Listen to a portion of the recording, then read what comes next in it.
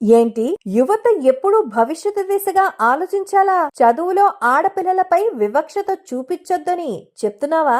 ఏ దేశమైనా యువత వల్లే అభివృద్ధి చెందుతుంది కనుక వాళ్ళంతా చైతన్యవంతులు కావాలా? అంత స్వార్థం పనికిరాదయ్యా సామి. ఆయన మా పిచ్చోణ్ణి చూడు. అదేనయ్యా మా 11 వచ్చినటువంటి పిచ్చోణ్ణి. యువత అంటే ఎంత ప్రాణం పెడతాడు. పోస్ట్ గ్రాడ్యుయేషన్ చదివినా సరే కూలోడ్ల 5,000కే పనిచేసే విధానాన్ని తెచ్చి యువతని తన కాళ్ళ దగ్గరే ఉండేలా బానిసలుగా మార్చుకున్నాడు. కానీ నువ్వేమో యువత ఎప్పుడూ భవిష్యత్తు దిశగా ఆలోచించాలి అంటున్నావు. వాళ్ళని అంతర్జాతీయ స్థాయిలో నిలబెట్టాలి అంటున్నావు. ఇది స్వార్థం కాదా? చదువులో ఆడపిల్లలపై వివక్షత చూపించొద్దా? భలేవాడివే. తెలుగు చదివితే విలువ తక్కువ అని ఇంగ్లీష్ ని తెచ్చి స్కూల్స్ తాకట్టు పెట్టి కోట్లు ఖర్చు చేసి మరి బిల్డింగ్లకి మా పార్టీ రంగులేసుకుని అసలు పిల్లలు బడికే వెళ్లకుండా చేసి అమ్మ ఒడి పేరుతో కోట్లు నొక్కేసి మరి మ్యాగానాని వైరల్ చేశాడు మావాడు. నువ్వేమో ఆడబిడ్డ చదువు ఇంటికి వెలుగు అంటూ ఆ పాత రోజుల్లోనే ఉండిపోయావు. ఇంత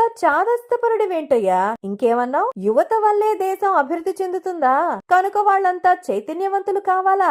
ఊరుకోసామి నువ్వు మరీను 40 ఏళ్ల అనుభవం ఉన్నా నీకింకా రాజకీయ చేయడం రావడం లేదు. మా వాడిని చూసి నేర్చుకో. యువత అంటే ఎవరో మనకు కట్టు బానిసలు. వాళ్లతో గంజాయి కొట్టించి చీపు లిక్కర్ తాగించి ఉపాధి ఇవ్వకుండా ఉద్యోగాలు లేకుండా వాళ్ల భవిష్యత్తుని సర్వనాశనం చేసి మన ఇంటికి కాపల కుక్కలా కట్టేసుకోవాలి. అంతేగాని చదువుకొని బాగుపడండి, ఉన్నత స్థానాలకు వెళ్ళండి అంటే ఇదేం నసరా బాబు అంటూ వాళ్ళు ఫీల్ అవుతారు కదా.